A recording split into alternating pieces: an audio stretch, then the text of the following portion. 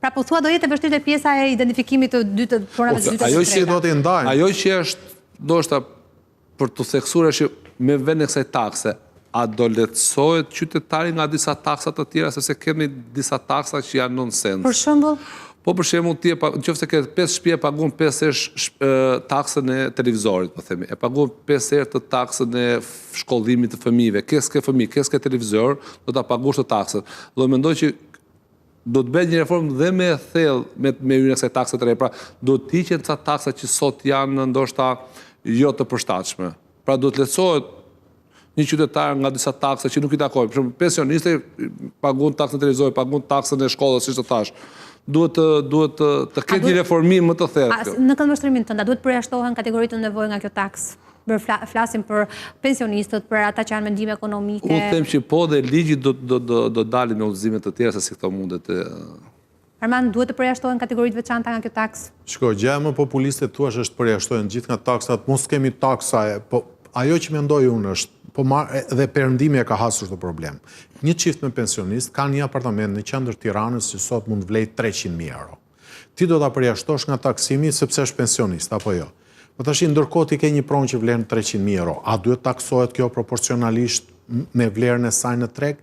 Pra është pak diskutimi natyrës morale, kështu etike, po unë jam për taksimin e pronave, sepse vetëm kjo i vën lëvizje pronave. Pra në qoftë se ti si takson ato ri në treg, dhe ne duhet vetëm vazhdojmë të ndërtojmë sepse nuk funksionon rishitja. Në mungesë të peshës fiskale nuk funksionon rishitja. Dhe ti detyrohesh vetëm të ndërtosh. Tek njësitë ekonomike, si do funksionojnë që kanë më të lartë taksën 0.2%, por edhe kanë hapësirë më të madhe?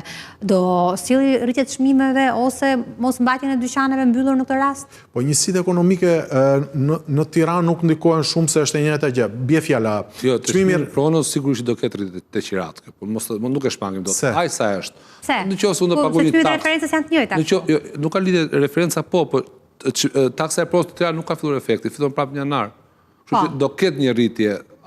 Do jetë një sebeb, një shkak për të arritur disi qeran. Do jetë një shkak, një sebeb për të arritur disi qeran. Tani pronari kryesisht i delegonte qeramarrësit taksat. Po sidomos kur vin faturë uje, drita, thjesht paguan faturë. Po do ketë qera më të lartë. Po nuk është në një vlerë konsiderueshme që do rrisi qerat shumë. Domethënë, nëse shtëpia ime ka 5.000 çmimi referencë, 5.000 lekë në muaj, çmimi referencë i njësive është 2 fishi çmimit referencë të apartamenteve, por po themi 10.000 lekë të vjetra. Jemi në shifra modeste. Vetëm taksimi progresiv i pronave të dyta, të treta jep atë efekt. Ky lloj taksimi thjesht rrit bazën e pronave të tatueshme dhe fillon dhe prek sidomos këto pronat që janë marrë janë akoma me kontratë porosie, po janë në përdorim. Fillon paguajnë taksa, sepse sot nuk paguajnë taksa nga që s'kanë certifikat pronësie, nuk janë të identifikuara mirë.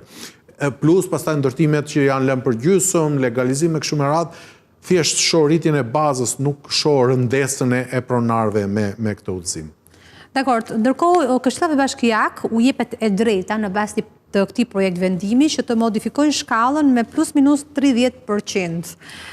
Tani, ne kemi pak problem me këtë dhënien e kompetencave, sidomos bashkive që edhe nuk e kanë. Ne ngritëm në tabelinë e konsultimit, por është në kuadër të decentralizimit, ja ka lënë këtë kompetencë Këshillave Bashkiak. Ne kërkuam që kompetencë vendosjen e tarifave ta ketë qeveria, për ta ketë Ministria e Financave. Sepse ne jemi fakt që në Tiranë, vetëm në Tiranë paguhet taksa 8% e ndikimit në infrastrukturë. Në Kamëz, po them që është po Tiranë, paguhet 4%. Pra, kryetarët e bashkisë nesër ka një instrument goxha të fuqishëm në dorë, në varësi të nevojave të tyre, e rritë taksën deri në 100%. Plus minus 30 e ka këtë pjesë. Minus 20-30%, po. Dhe çfarë ndodh? Dhe çfarë ndodh është që Këshillat Bashkiak... Ka abuzim? Vëllai nuk shoh abuzim. Do ulen Këshillat Bashkiak, do e shikojnë ato çmimet referencë dhe do thonë se duhet aplikuar për gjithë qytetin, nuk mund të bësh përjashtime për këtë zonë, se janë disa zonë. Pra nuk është për zonë. Për këtë zonën kaq e për këtë zonën aq. Po mund të ulen dhe thonë dëgjoj, në këtë zonë çmimi i shitjes bie fjala është më lart se sa ky çmimi referencë që shohim këtu në listë. Mund të aplikon 10%, 20%, deri në 30% maksimumi. Ose të thonë dëgjoj se në qytetin tonë çmimet referencë apo çmimet e tregut janë më të ulta dhe ta aplikojnë. Kjo nuk ndodh. ti e di që nuk. Më poshtë. Më poshtë nuk ndodh asnjëherë. Nuk ka për të ndodhur ndonjëherë. Gjithmonë është formular. Kanë mundësinë, unë se di çfarë do bëjmë Jo, ti konkretisht. mirë Mund ta mendon. premtojnë, po kjo nuk Mirë është ndodh. mendon pozitivisht, po kjo nuk ndodh asnjëherë. Okej. Megjithatë, flasim pak për çmimet e reja të referencës. I gjithë territori i Shqipërisë do të ketë çmime të reja reference përveç Tiranës që janë mjaftueshëm të larta ku nuk kanë ku shkojnë Po më. një dy qytete të vogla që. Po edhe disa qytete të vogla.